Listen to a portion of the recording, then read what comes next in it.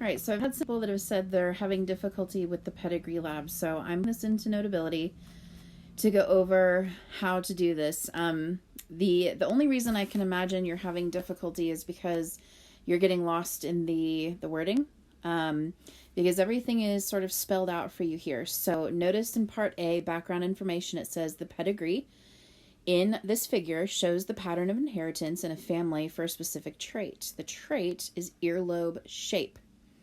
Geneticists recognize two general earlobe shapes, free lobes and attached lobes.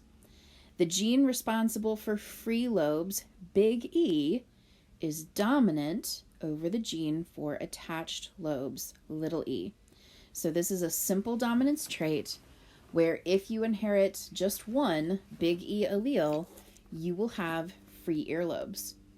You must inherit two little e alleles in order to have attached earlobes. Okay?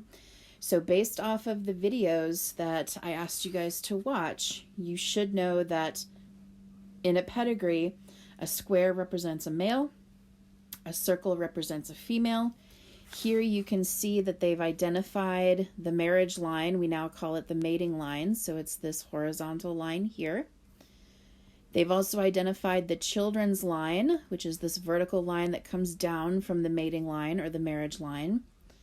And then they also have what's called the siblings bracket. So this bracket right here that all of these sister and two brothers are attached to, this is called the siblings line, which is attached to the children's line, which is attached to the mating line. Okay? All right. So now that we know what we're looking at, okay?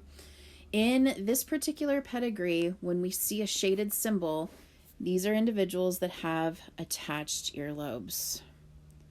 Okay, attached earlobes. That's the trait that we're following. So, first of all, we just kind of work with identifying who's who. So, number one is asking, what is the sex of the oldest child? The oldest child is written to the left. The oldest child is being shown with a circle. So the oldest child is a female. What is the sex of the youngest child? The youngest child is going to be written all the way over to the right. That symbol is a square, so that child is a male. Okay, the genotypes for free earlobes. Free is dominant, so they could be homozygous dominant, or they could be heterozygous, and they will still have free earlobes. In order to have attached earlobes, you must be homozygous recessive. All right. Now on to the second page, we start to identify individuals. Number 5 asks, which person is the son-in-law? The son-in-law, the person who married their daughter. So you need to find someone attached by a marriage line. There he is. We would indicate him by his generation number, which is generation 2, dash his individual number. So he is individual 2-1. Okay. To whom is he married? He's married to their daughter. She is individual 2-2. And what is the sex of their child? Here is their child. Hopefully you said that since it's a circle, she's a female. Okay. Right, so then part C, it says determining genotypes from a pedigree. The value of a pedigree is that it can help predict the genes or genotype of each person for a certain trait. All shaded symbols on this particular pedigree represent individuals who are homozygous recessive for attached earlobes. They have little e. They are the only two individuals who are homozygous recessive and show the recessive trait. All of our unshaded symbols represent individuals who have at least one dominant gene and who have free earlobes. So we can use these two general rules now that we're following a recessive trait. We can assign 2 recessive genes to any person on a pedigree whose symbol is shaded, and we can assign 1 dominant gene to any person on a pedigree whose symbol is unshaded. Then, to determine the second gene for people with the dominant trait, I'm reading down here, to determine the second gene, we use Punnett squares, okay? and we look at what the Punnett square and the pedigree are telling us. So let's go back up here and notice that they have already filled in little e for the 2 people in this pedigree that have attached earlobes. Everyone else who has free earlobes gets 1 big E to start with. Okay, 1 big E to start with. Then we use Punnett squares to figure out what the second gene would be for each individual. So look at the first 2. We had a little e parent with a big E something parent.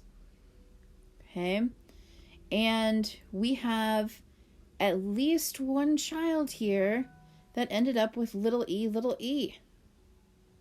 Okay, well, there's no possible way to have gotten that from up here. So the only way for that to happen is if the second parent, this mother, was big E, little e. Okay, she could not be homozygous dominant, right? It wouldn't explain her daughter. Okay, and likewise, since we now know that this is the Punnett square for this family, we also know what the genotypes are for their 2 sons.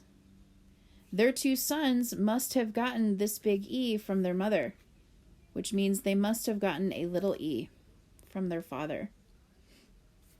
This couple can only produce heterozygous, free earlobed children.